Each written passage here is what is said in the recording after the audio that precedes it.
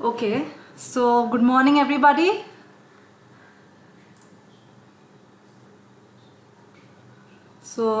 मुझे उम्मीद है कि आप सब अच्छा कर रहे हैं एंड संडे की सुबह आप सबको ब्राइट एंड अर्ली मिलना is just wonderful and it's amazing कि लॉकडाउन के टाइम पर भी आप कुछ प्रोडक्टिव करने की कोशिश कर रहे हैं. सो आई होप आप सबने ये एक्सरसाइज कर ली. So this will help you activate your left brain and help you focus on our session better.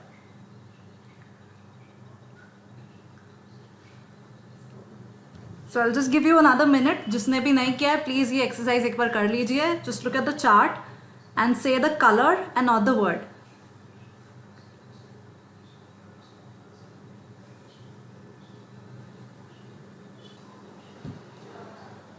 Okay then so let's begin. So to start मैं ओरिएंटेशन सेशन में आप सभी का स्वागत करती हूँ एंड मैं आपको विश्वास दिलाती हूँ कि आज का सेशन आपको शेयर मार्केट में इन्वेस्टमेंट करने के एडवांटेजेस को समझाने में हेल्प करेगा और आपको एक डायरेक्शन यानी कि दिशा प्रदान करेगा. एंड मैं वादा करती हूँ कि इस सेशन के बाद आप एक ट्रेडर की तरह सोचना शुरू कर देंगे because we believe that trading ना केवल एक वेल्थ क्रिएटिंग एक्सरसाइज है बल्कि ट्रेडिंग एक एक्टिविटी है जिसके लिए कंप्लीट पर्सनालिटी डेवलपमेंट की आवश्यकता होती है. यह एक एक्सरसाइज है इन अनुशासन यानी कि डिसिप्लिन, इन धैर्य यानी कि पेशेंस, इन अनुकूलनशीलता यानी कि अडेप्टेबिलिटी, इन मानसिक दृढ़ता यानी कि मेंटल टफनेस, इन स्वतंत्रता यानी कि independence and most of all हमें हर दिन कुछ नया सीखकर अपने टेक्निकल स्किल्स को डेवलप करना है. सो आई एम श्योर आप में से बहुत से लोग शेयर मार्केट में इन्वेस्टमेंट करने के महत्व को जानते होंगे. यस, लेकिन जो लोग पहली बार इन्वेस्टमेंट की दुनिया में प्रवेश कर रहे हैं उनके लिए अब मैं इन्वेस्टमेंट के बेनिफिट्स एनलिस्ट करूंगी. एंड प्लीज आपको जो भी क्वेश्चंस है आप प्लीज नोट कर लीजिए एंड मैं उन्हें सेशन के एंड में एड्रेस करूंगी. You can also post your questions in the chat box यहाँ पर and I will be addressing them at the end of the session. So let's begin.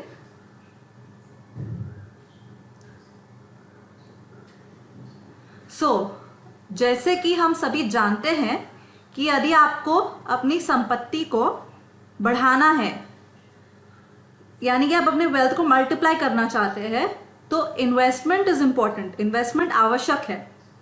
आज हमारे पास इन्वेस्टमेंट के लिए ढेर सारे ऑल्टरनेटिव्स उपलब्ध है.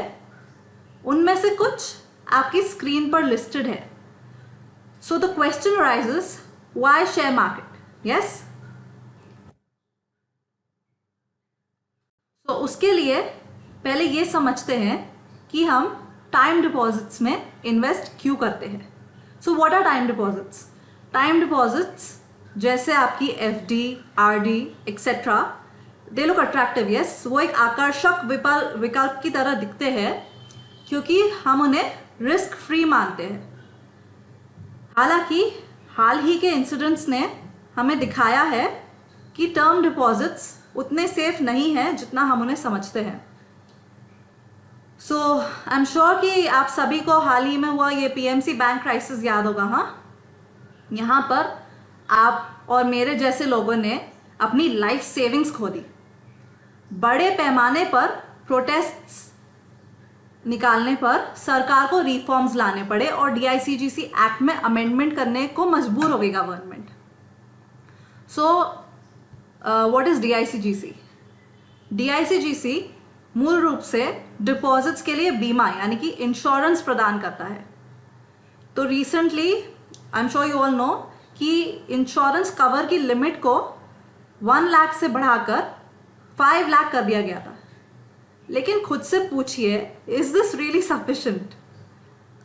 और अगर आप पीएमसी बैंक को एक छोटा बैंक मानते हैं और आप निश्चिंत हैं क्योंकि आपके असेट्स बड़े बैंक्स में इन्वेस्टेड है, तो आज येस बैंक और लक्ष्मी विलास बैंक की कंडीशन के बारे में सोचिए. So I hope that was clear. Yes, fantastic. So हम में से जिन लोगों को लगता है कि उन्होंने पब्लिक सेक्टर बैंक्स के साथ अपनी कैपिटल इन्वेस्ट कर रखी है, वो आज इन्विंसिबल फील करते हैं, राइट? मतलब क्योंकि वी बिलीव कि हमारे असेट्स की सुरक्षा की गारंटी गवर्नमेंट द्वारा दी जा रही है। लेकिन आप अगर आज बैंक्स की कंडीशन देखें तो यू विल फाइंड कि एनपीएस की संख्या यानी कि नंबर इज जस्ट डिस्ट्रेसिंग, बहुत ही चिंताजनक है। और गवर्नमेंट को इन बैंक्स को फिर से फाइनेंशियली वायबल बनाने के लिए बड़े मर्जर्स और बेल आउट पैकेजेस लाने पड़ रहे हैं, जैसे कि I'm श्योर आप सबने न्यूज में देखा ही होगा। Even the number of wilful defaulters is very alarming. To understand this, बस पंजाब नेशनल बैंक की कंडीशन को याद करें, जो भारत का सेकेंड सबसे बड़ा पब्लिक सेक्टर बैंक है। सो I'm sure you all remember the Nirav Modi incident, right? So, and another important thing is that we need to look at the bigger picture. सोचिए कि अब से लगभग 5 years के बाद क्या होगा। आज ये क्लियर है कि हम धीरे धीरे प्राइवेटाइजेशन की ओर बढ़ रहे हैं। यस, गवर्नमेंट बहुत सारी कंपनीज में स्ट्रैटेजिक डिसइन्वेस्टमेंट कर रही है, यानी कि उन कंपनीज से बाहर निकल रही है। आई एम श्योर आप सब LIC को जानते हैं। यस, इसका एक बहुत अच्छा एग्जाम्पल है LIC। आप सभी जानते हैं कि LIC का IPO पाइपलाइन में है। यस, यानी कि LIC भी धीरे धीरे प्राइवेटाइजेशन की ओर बढ़ रही है। हम नहीं जानते कि अगले 5 years में क्या होगा। क्या पता SBI जैसे पब्लिक सेक्टर बैंक्स का भी प्राइवेटाइजेशन हो जाए।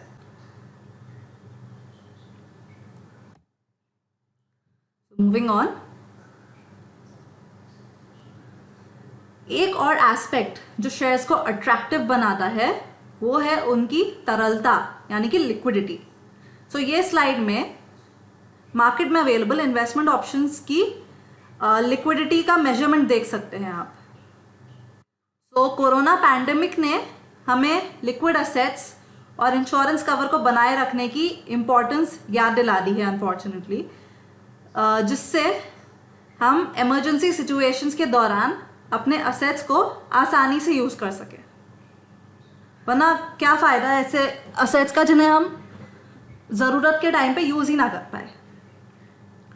If you look at real estate for investment, आपको ईयर्स लग सकते हैं ऐसा बायर ढूंढने में जो आपको राइट प्राइस दे आपकी प्रॉपर्टी का। Yes, now look at gold.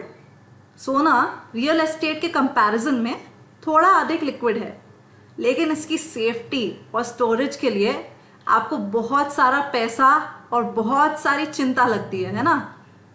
और moving on, time deposits lock in period के साथ आते हैं। ये सब रीजंस स्टॉक्स में इन्वेस्ट करने को लिक्विडिटी के लिहाज से एक बेटर ऑप्शन बनाते हैं। आई hope you found it logical. Yes, wonderful.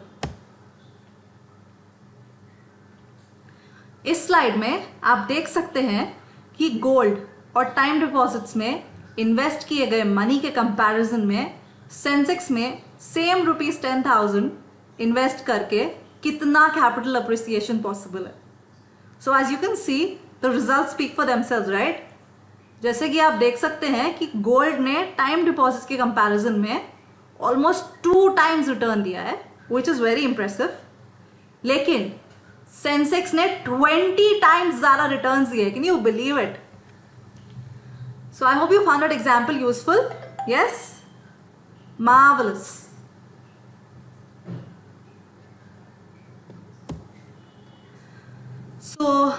हम सभी कंपाउंडिंग के प्रिंसिपल्स से फेमिलियर है, right? What is compounding? In a nutshell, compounding is the power of small gains जो टाइम के साथ बिग गेन्स बन जाते हैं। ये प्रिंसिपल आपकी वेल्थ एंड मोर इम्पॉर्टेंटली आपकी पर्सनालिटी पर भी अप्लाई हो सकता है।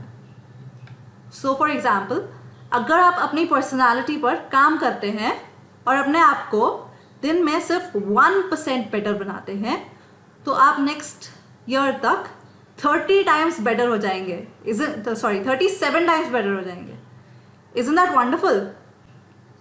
However, अगर आप अपने लिए कुछ भी प्रोडक्टिव नहीं कर रहे हैं, जैसे कि आप जिम नहीं जा रहे हैं, या आप बुक्स नहीं रीड कर रहे हैं, या फिर जैसे कि आप हमारे ट्रेडिंग क्लासेस नहीं ले रहे हैं, तो आपकी पर्सनालिटी हर दिन 1% तक डाउन हो सकती है और नेक्स्ट ईयर तक आप 100% से अपने जस्ट 3% रह जाएंगे। तो यहाँ आप कंपाउंडिंग की पावर का एक रियल लाइफ एग्जाम्पल देख सकते हैं। सो ये स्लाइड में आप देख सकते हैं कि जो विप्रो के शेयर्स में इन्वेस्ट करके किए गए लाभ यानी कि गेन्स, एक पर्सन जिसने 1981 में सिर्फ 10,000 रुपीज इन्वेस्ट किए थे, वो आज एक बिलियनर यानी कि एक अरबापति बन गए हैं। और आप जान के हैरान होंगे कि इस अमाउंट में कोई भी डिविडेंड पेमेंट्स या बायबैक्स इंक्लूडेड नहीं है। अगर हम एग्जैक्टली देखें तो ₹10,000 का अमाउंट आज ऑलमोस्ट 13 बिलियन बन चुका है। So Azim Premji must be a very happy person today, right? इस स्लाइड का पर्पस आपको सिर्फ बड़े नंबर्स दिखाना नहीं है, बल्कि आपको लालच यानी कि ग्रीड से दूर रहने को समझाना है और अजीम प्रेमजी जैसी पर्सनालिटी डेवलप करने के लिए रिमाइंड कराना है। आई एम श्योर कि एवरीबडी नोज कि Azim Premji is known for his philanthropy, yes, he is famous for उनके परोपकार के लिए। So is that clear? Yes, awesome. So moving on, हाँ, शायद आज शेयर मार्केट्स में इन्वेस्ट करने का सबसे इम्पोर्टेंट रीजन इन्फ्लेशन यानी कि महंगाई को मात देना है। इन्फ्लेशन रेट आजकल ऑलमोस्ट 7% है एंड आई एम श्योर अगर आपने रिसेंटली न्यूज़ देखी होगी, so you know that wholesale inflation rate is around 10%, 10% के भी ऊपर है। जबकि बैंक्स और अदर फाइनेंशियल इंस्टीट्यूशंस आपको सिर्फ 4 से 6% रिटर्न्स देते हैं। यस, इसका मतलब ये है कि आज आपकी पॉकेट में जो मनी है उसको टाइम डिपॉजिट्स जैसे एफडी या आरडी में इन्वेस्ट करने से बेटर है कि आप उस मनी को आज ही स्पेंड कर दें। So almost 20 years ago, so to put this into a better perspective, almost 20 years ago $1 की वैल्यू was around ₹35. yes, आज $1 की value is almost equal to ₹75. This means कि अब हमारे बच्चों को पिगी बैंक यानी कि वो जो गुल्लक होती है ना, वो देकर उन्हें सेविंग्स के बारे में सिखाना इज नॉट इनफ, क्योंकि जैसे जैसे ईयर्स बीत रहे हैं गुल्लक में पड़े कॉइन्स रियलिटी में अपनी वैल्यू लूज कर रहे हैं। इसलिए आज ये एसेंशियल है कि आप इसकी जगह उन्हें इन्वेस्टमेंट के बारे में सिखाएं। ये आज एक नीड यानी कि आवश्यकता बन गया है। एंड फॉर न्यू कमर्स या फिर जो बिल्कुल ही बिगनर्स है उनके लिए निफ्टी और सेंसेक्स जैसे स्टॉक इंडस्ट्रीज में इन्वेस्ट करना इन्फ्लेशन को मात देने के लिए सबसे बेस्ट और इजी तरीकों में से एक है। So is that clear? Yes, great. So ये स्लाइड हमारी साइकोलॉजी और शेयर प्राइस मूवमेंट के बीच के संबंध को दर्शाती है, यानी कि this slide shows the correlation between our psychology and the movement of a share price. So I am sure आप सबने एक्सेप्टेंस की 7 स्टेजेस के बारे में सुना होगा, राइट? इसी तरह से ये कुछ इमोशंस है जिनसे ट्रेडर्स गुजरते हैं जब उनके शेयर्स की कीमत ऊपर या नीचे की ओर बढ़ती है। सो एक नए ट्रेडर के रूप में आप बहुत सतर्क रहेंगे, right? You will be very cautious, you will proceed with caution. लेकिन जैसे ही आपके शेयर की कीमत ऊपर की ओर बढ़ने लगती है, you start feeling some positive emotions. आप आशा की भावना महसूस करेंगे, यू विल फील होपफुल। फिर आशावाद शुरू होता है यानी कि ऑप्टिमिज्म फील करेंगे आप, और धीरे धीरे आप आत्मविश्वास यानी कि कॉन्फिडेंट फील करना शुरू कर देंगे। एक बार जब आप अपने इन्वेस्टमेंट के साथ अल्टीमेट हैप्पीनेस की स्टेज पे पहुंच जाए, यानी कि यूफोरिया की स्टेज पे पहुंच जाए, तो हम आपको अपने इन्वेस्टमेंट को कैश इन करने की सलाह देते हैं। क्योंकि उसके बाद जैसे आप यहाँ देख सकते हैं, लालच यानी कि ग्रीड आपके माइंड पर हावी हो जाएगा, और लालच एक बहुत ही खतरनाक चीज़ है।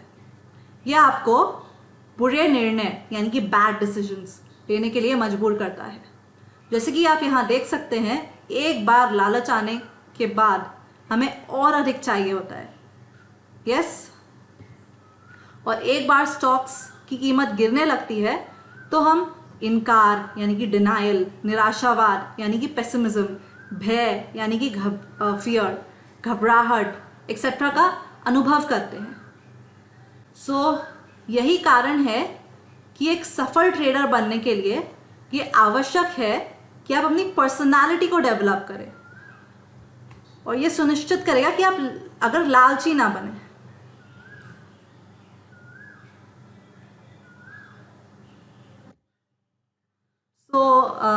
मुझे यकीन है कि आप सबने पहले भी ऐसे बहुत एडवर्टाइजमेंट्स देखे होंगे, राइट? हम सभी हर समय ऐसे विज्ञापन और होर्डिंग्स से घिरे रहते हैं ना, जैसे कि as you can see, stock market career, earn 1 crore in a year without any investment, trade bank nifty in just 15 minutes a day, buy one get one 50% off, limited time offer। जैसे offers द्वारा बनाया गया ये जो प्रलोभन, ये जो लालच हमारी है, वो हमारी इम्पल्सिवनेस को बढ़ाता है और हमारी पर्सनालिटी के लिए बहुत ही हार्मफुल है। ये हमें एक खराब ट्रेडर भी बनाता है। So I hope you found it convincing. Yes, wonderful. So एक ट्रेडर के रूप में ये आवश्यक है कि हम इस तरह के हथकंडों से दूर रहे और याद रखें कि there are no free lunches in life. सफलता का कोई शॉर्टकट नहीं है। There are no shortcuts to success.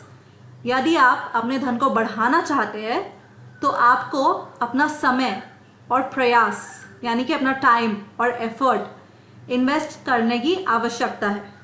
आपको लगातार अपग्रेड करना होगा, प्रैक्टिस करना होगा और इम्प्रूव करना होगा, और हम यहाँ आपकी मदद करने के लिए हैं।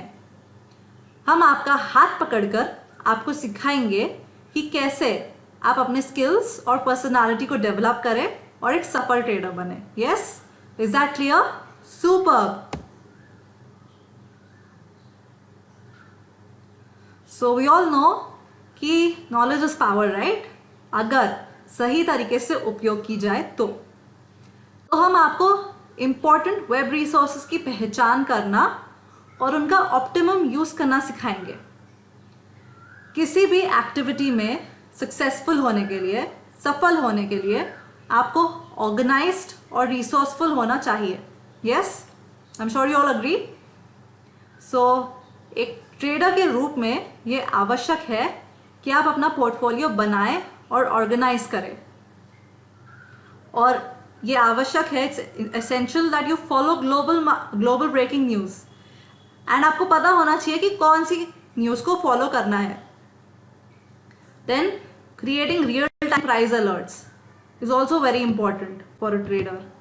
Also tracking your favourite quotes and holdings and monitoring upcoming economic events and earnings report. So if you are a serious trader, आपको ये सब मॉनिटर करना पड़ेगा। Then another very important thing, creating screeners। screeners क्या होते हैं, उन्हें कैसे क्रिएट करना है, ये हम आपको सिखाएंगे। and the first and the most important thing, the foremost thing is how to forecast trends using technical analysis। so ये सब आपको, अगर आपको ट्रेडिंग करनी है तो ये सब आपको जरूर आना चाहिए और बहुत अच्छे से आना चाहिए।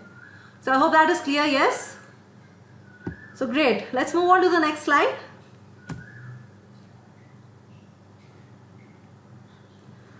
so सबसे पहले और सबसे इम्पोर्टेंट आपको ये पहचानना चाहिए कि आप किस प्रकार के इन्वेस्टर हैं। इससे आपको अपने समय यानी कि टाइम और संसाधनों को यानी कि रिसोर्सेस को अनुकूलित करने में मदद मिलेगी और आपको फोकस करने में मदद मिलेगी. Yes. So now let's look at some types of investors or traders. So as you can see, the first one is a long term investor. Long term investors वो होते हैं जो अपनी ट्रेडिंग पोजीशन यानी कि अपनी ट्रेडिंग में स्थिति को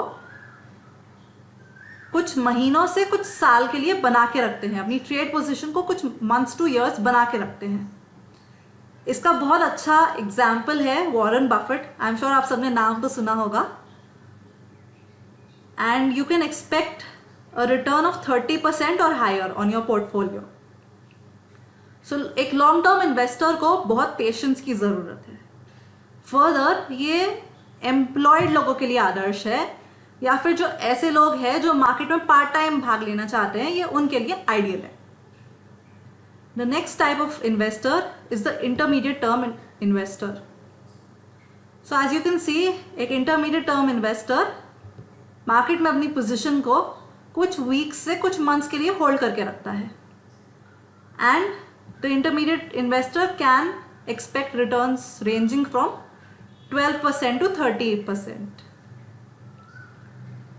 Then there is the swing trader. Swing trader अपनी पोजीशन को जनरली 1 महीने से कम के लिए बना के रखता है, या जैसे कि आप देख सकते हैं anywhere from 3 days to 20 days. Yes, and ये एक्सपेक्ट कर सकते हैं returns ranging from 6% to 20%. So the next one is the day trader, या फिर जिसको आप सब बेटर जानते हैं as intraday trader. Yes, ये अपनी पोजीशन को कुछ घंटों के लिए बना के रखते हैं, यानी कि केयर टेंशन को घर लेकर नहीं जाते हैं. And they can expect a return of about 0.5% to 2%, क्योंकि ट्रेड का टाइम एंड पोजीशन इतना कम होता है, तो इसलिए returns are also ranging from 0.5% to 2%.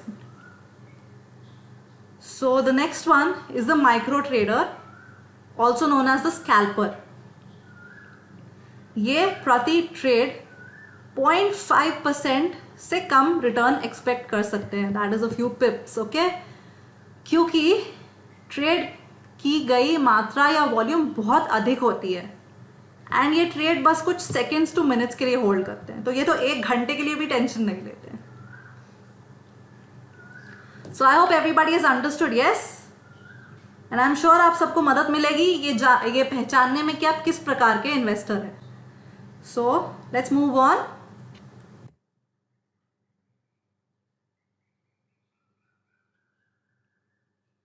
सो कई लोग आपको सलाह दे सकते हैं कि एक बार ब्लू चिप शेयर्स में इन्वेस्ट करें और कुछ ईयर्स या मंथ्स के लिए इन्वेस्ट करके भूल जाए. So let's understand blue chip stocks क्या है. नोकिया एक ज़माने में एक ब्लू चिप स्टॉक था. आज मार्केट में इसकी कोई खास प्रेजेंस नहीं है ना, इसलिए although it looks good on paper, ये स्ट्रैटेजी काम नहीं करती है. इस स्लाइड में आप देख सकते हैं कि सेंसेक्स की 30 कंपनीज में, जो सेंसेक्स जो 1986 में शुरू हुआ था, आज केवल 7 या 8 ही सेंसेक्स का हिस्सा है. जैसे कि आप देख सकते हैं रिलायंस इंडस्ट्रीज हो गया, टाटा स्टील हो गया, टाटा मोटर्स हो गया, लार्सन एंड ट्यूब्रो हो गया, महिंद्रा एंड महिंद्रा हो गया, हिंदुस्तान यूनिलीवर, आईटीसी. सो ये सब अभी तक सेंसेक्स का हिस्सा है, बट कुछ कंपनीज ऐसी है जो बंद हो चुकी हैं. सो आई एम श्योर आजकल आपको एम्बेसडर कार्स ज़्यादा सड़क पर नहीं दिखती है ना. That is because Hindustan motors अब बिजनेस में ही नहीं है. Similarly the case with premier automobiles, ये भी अब बिजनेस में नहीं है. सो स्टॉक्स में ट्रेडिंग करना रोटियां बनाने की तरह है. कोई भी जली हुई रोटियां नहीं चाहता है ना. आपको रोटी को लगातार पलटना पड़ता है, उसे फ्लिप करना पड़ता है ताकि वो जले नहीं. इसी तरह आपको अपने पोर्टफोलियो को ट्रैक करने की आदत विकसित करनी चाहिए. So I hope that was clear. Yes, wonderful.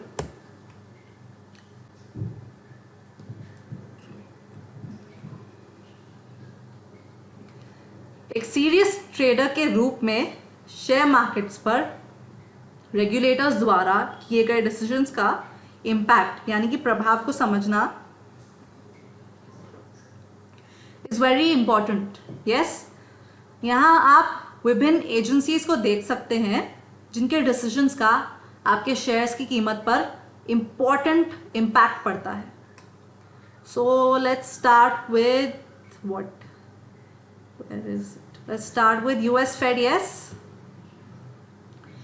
US Fed के साथ शुरू करते हैं। US Fed US में इंटरेस्ट रेट्स को रेगुलेट करता है।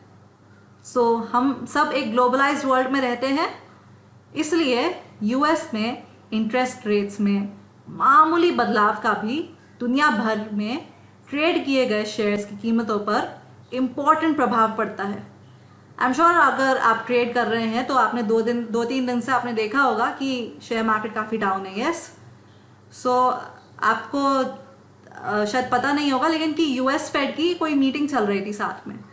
सो उसकी वजह सम पीपल आर स्पेक्यूलेटिंग कि जो उनका डिसीजन आना था तब तक के लिए उस वजह से भी हो सकता है शेयर मार्केट डाउन हो। सो यू कैन अंडरस्टैंड कि कितना इंपॉर्टेंट प्रभाव पड़ता है ना। सो चलिए भारत की ओर वापस चलते हैं। इंडिया में हमारे पास आरबीआई है जो बैंक्स को रेगुलेट करती है और repo rate, reverse repo rate, bank rate इत्यादि जैसे विभिन्न दरों पर निर्णय लेती है। ये समय समय पर सर्कुलर्स लाती रहती है एंड ये सभी चीज़ें शेयर मार्केट्स को प्रभावित करती हैं। सो नेक्स्ट, सेबी स्वयं शेयर मार्केट्स को रेगुलेट करती है, इसलिए मुझे यकीन है कि मुझे सेबी द्वारा लिए गए पॉलिसी डिसीजंस और सर्कुलर्स के इम्पैक्ट पर जोर देने की आवश्यकता नहीं है। Moving on, forward markets commission. Forward markets commission commodities market को रेगुलेट करता है। Then next let's take NCLT. So मुझे यकीन है कि आप सभी जानते हैं कि एनसीएलटी कमर्शियल डिस्प्यूट्स को हैंडल करता है। यस, लेकिन बहुत कम लोग जानते हैं कि ये इंसॉल्वेंसी और बैंक्रप्सी यानी दिवालियापन संबंधी इश्यूज को भी संभालता है। ऐसे एस्पेक्ट्स पर नज़र रखने से आपको ये पहचानने में मदद मिलेगी कि आप जिन कंपनीज में इन्वेस्ट कर रहे हैं वो फाइनेंशियली साउंड है या नहीं, यानी कि वो आर्थिक रूप से मजबूत है या नहीं। So let's move on to the next body, IRDAI। So IRDAI की बात करते हैं। Why is this body important? Yes, ये बॉडी इंडिया में इंश्योरेंस कंपनीज को रेगुलेट करती है। I am sure you all know कि LIC एक इंश्योरेंस कंपनी है एंड भारत में सबसे बड़ी DII में से एक है। इसलिए IRDAI द्वारा प्रकाशित रूल्स और सर्कुलर्स का बड़ा इम्पैक्ट पड़ता है। सो आइए इसको एक एग्जाम्पल से समझते हैं। ओके, सो अगर यहाँ पर किसी के पास लंबे समय से ITC के कोई शेयर्स ओन करता है, सो आई एम श्योर आप सब फ्रस्ट्रेटेड होंगे पहले तो, एंड आपको पता ही होगा कि शेयर की कीमत में इवन मौजूदा बुलिश यानी कि तेजी वाले मार्केट की स्थितियों के दौरान भी बहुत कम मूवमेंट देखने को मिल रहा है ना। मतलब that's almost like stagnating at one price. So we were also frustrated and really curious about this.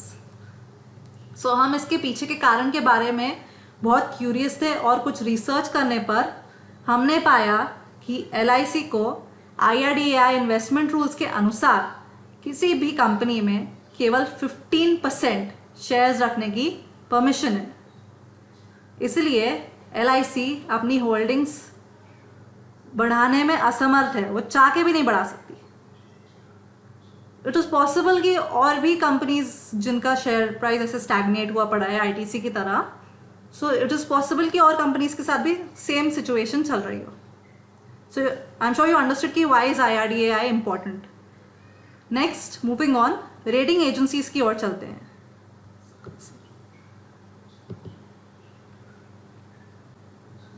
So हम सभी ने Moody's, Fitch, Standard and Poor जैसे इंटरनेशनल रेटिंग एजेंसीज के बारे में सुना है, राइट? ये एजेंसीज पूरी कंट्रीज को रेटिंग देती है, जीडीपी का अनुमान देती है और देश की विकास क्षमता को भी रेट करती है। सो डोमेस्टिक रेटिंग एजेंसीज जैसे क्रिसिल हो गया, इकरा हो गया, ये सब बॉन्ड्स को रेटिंग देती हैं। As you can see CRISIL, ICRA, India ratings and research, SMERA ratings, ये सब बॉन्ड्स को रेट करती हैं। इस तरह का डेटा का शेयर मार्केट्स पर बहुत इम्पैक्ट पड़ता है। सो हम आपको सिखाएंगे कि रेगुलेटर्स द्वारा जारी किए गए इम्पॉर्टेंट डेटा को कैसे पहचानें और ट्रैक करें। So I hope I was able to clarify that. Yes, superb. Now let's move on to the next slide. So we know कि एक नए इन्वेस्टर के लिए बड़ी क्वांटिटी में जानकारी को प्रोसेस करना शुरू में बहुत मुश्किल हो सकता है। यस, डेटा की क्वांटिटी को आपको डराने ना दे। हम आपको टेक्निकल एनालिसिस करने के लिए बेस्ट रिसोर्सेज की पहचान करने में मदद करेंगे ताकि आप आत्मनिर्भर बन सके, दूसरों द्वारा दी गई टिप्स पर डिपेंडेंट ना रहें और खुद डिसीजंस लेकर छोटे प्रॉफिट्स कमाना शुरू कर सकें। इससे आपका मनोबल बढ़ेगा और आपको अधिक मेहनत करने की प्रेरणा मिलेगी। You will feel motivated. यह भी सुनिश्चित करेगा कि आप डेटा के विशाल समुद्र में ना डूबे और अपना फोकस ना खो दें। फर्दर, लर्निंग को मज़ेदार बनाने के लिए हम आपको हमारी वेबसाइट पर फ्री क्विज़ेस भी ऑफर करते रहते हैं। So I hope you found it convincing. Yes, wonderful.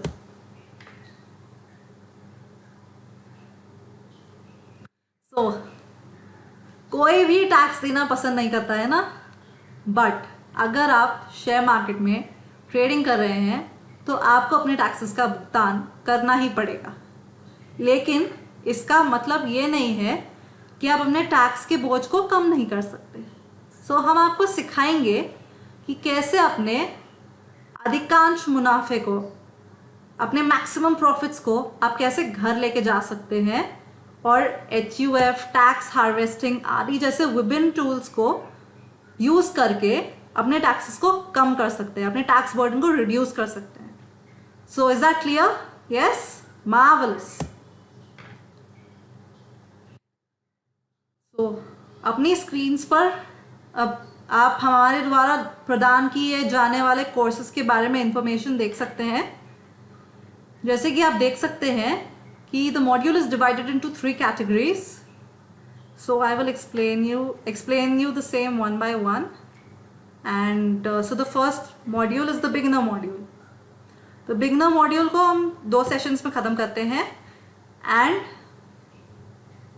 यहाँ पर हम आपको सिखाएंगे कि आप कैसे बेस्ट वेब रिसोर्सेज को आइडेंटिफाई करें ट्रेडिंग के लिए, जिससे आपका टाइम बचे एंड आप अपना फोकस ना खो दें। देन आप कैसे मार्केट्स, आपको कौन से मार्केट्स को ट्रैक करना है और उनका क्या इम्पैक्ट पड़ता है आपके शेयर प्राइसेस पर। फिर आप अपना पोर्टफोलियो कैसे क्रिएट और ऑर्गेनाइज कर सकते हैं। And we will teach you how to track your own portfolio. फिर हम आपको सिखाएंगे the basics of fundamental analysis और आपको कितना फंडामेंटल एनालिसिस में कितना फोकस करना चाहिए। Also we will tell you the difference between fundamental analysis and technical analysis. And we will teach you about screeners and how to create them. So screeners is a very important topic. इसके बिना तो share market आपका it's what do you call it, अंधेरे में तीर चलाने जैसा है। Then moving on, the intermediate module. Intermediate module उन लोगों के लिए है जो ऑलरेडी कंफर्टेबल है अपने लेवल ऑफ नॉलेज से, थोड़ा कंफर्टेबल है, उन्हें शेयर मार्केट के बारे में पता है, उन्हें वेब रिसोर्सेज के बारे में पता है, उन्हें मार्केट्स, इंटरनेशनल मार्केट्स के बारे में पता है, उन्हें अपना पोर्टफोलियो क्रिएट करना आता है। ऐसे लोगों के लिए इंटरमीडिएट कोर्स है एंड ये हम 3 सेशंस में कंक्लूड करेंगे। एंड इसमें हम आपको सिखाएंगे the basics of technical analysis, charts को कैसे रीड करना है, कैंडलस्टिक्स क्या होती है, कैंडलस्टिक्स के पैटर्न्स को कैसे रीड करना है, कैंडलस्टिक्स के पैटर्न्स क्यों इंपॉर्टेंट है, इसे यूज करके आप प्रॉफिट कैसे बना सकते हैं. Then we will also teach you about price action. We will teach you about the importance of time frames, कैसे आपको चार्ट को एनालाइज करना है मंथली, वीकली और डेली टाइम फ्रेम्स पे. And then we will teach you about risk management. अभी risk management के बारे में I will also discuss in the upcoming slides, so please wait for that. Then the next module is the advanced module. So this is for people who are like very comfortable with trading. आप trade कर रहे हैं and लगातार कर रहे हैं and आपको ये सब मैंने जो पिछले 2 सेशंस में टॉपिक्स अभी कंप्लीट बताए हैं आपको, ये आपको आते हैं, आप इनसे कंफर्टेबल हैं, उनके लिए है advanced course. So advanced course में the number of sessions will remain flexible and we will teach you about day trading और intraday trading. We will teach you about derivatives, यानी कि फ्यूचर्स एंड ऑप्शंस में आपको कैसे deal करना है. We will also teach you about the wonderful the excellent Japanese trading system, जिसे काफ़ी ट्रेडर्स यूज करते हैं and you will be surprise कि आपका ट्रेडिंग गेम कितना बदल जाएगा एक बार आप इसे यूज करना सीख जाए तो. ओके, सो एंड क्योंकि शेयर मार्केट्स की आपकी समझ को बढ़ाने के लिए रेगुलेटर्स और टैक्सेशन से संबंधित टॉपिक्स इंपॉर्टेंट है, इसलिए इन टॉपिक्स को समझाने में जो लगने वाला टाइम है वो ट्रेडिंग के प्रैक्टिकल एस्पेक्ट्स को समझाने में लगने वाले टाइम से अतिरिक्त होगा, इन एडिशन में होगा. यानी कि ये वाला टाइम आपका अलग रहेगा एंड जो हम आपको टैक्सेशन के बारे में, रेगुलेटर्स के बारे में समझाएंगे वो उस टाइम पे हम इन्फ्रिंज नहीं करने वाले हैं, हम आपको वो अलग से सिखाएंगे. That is an addition. Further new batches, as you can see, commence every Saturday at 6 PM on Zoom and request पर one-on-one classes भी उपलब्ध है. So I request you कि please इस slide का screenshot ले लीजिए and whoever is interested please register. मैं शीघ्र ही हमारी contact information आपके साथ share करूँगी. So I hope that was clear. Yes, fantastic.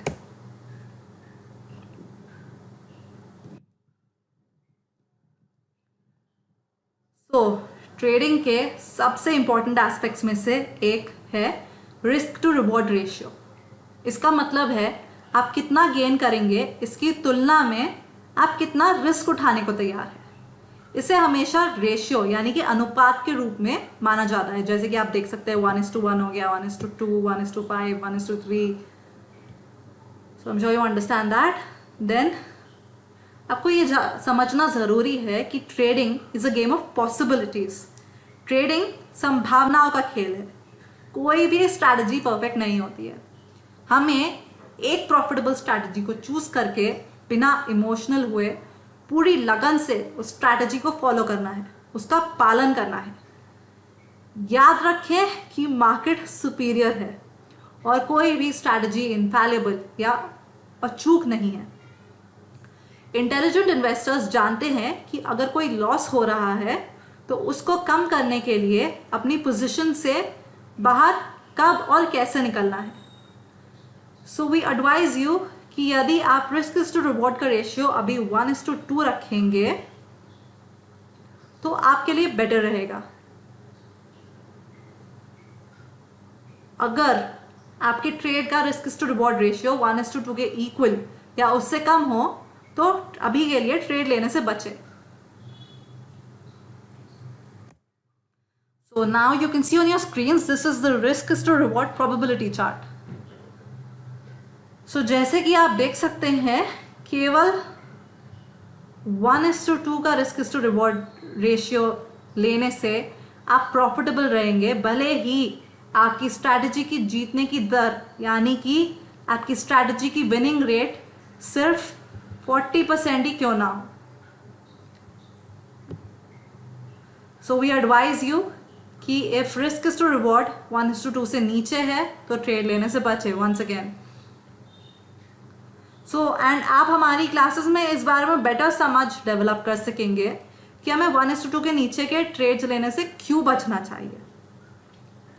So I know कि ये थोड़ा टेक्निकल हो गया but I hope everybody understood. Yes, wonderful. So हम सभी जानते हैं कि एक आदर्श ब्रोकर वो होता है जो मिनिमम ब्रोकरेज चार्जेस लेता है ना.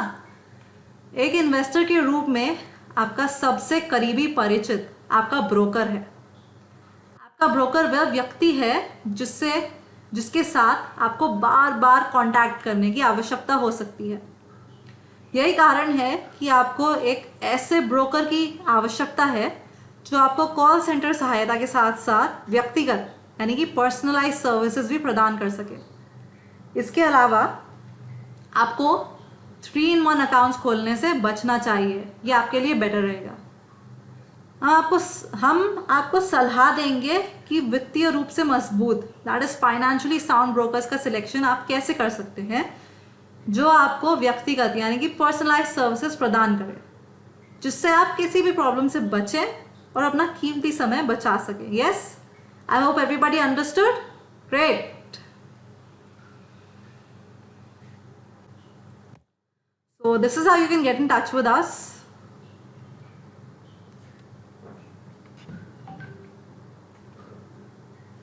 प्लीज इस इंफॉर्मेशन को नोट कर लें या फिर स्क्रीनशॉट ले लें and I will address all your questions. अब मैं आपके सभी क्वेश्चंस को आंसर करूंगी and then we will conclude the session. Yes, so please take a screenshot. किसी को रजिस्टर करना है, please take a screenshot. You can visit our website, you can join us on our Telegram channel, you can contact us via email और you can even drop us a tweet. So I hope आप सबने screenshot ले लिया है। Okay, then I think we will conclude the session. So thank you for your unwavering attention. You have been a wonderful audience and we hope to see you during our classes. Please register. I wish you the best of luck for all your endeavors. Keep learning and keep earning.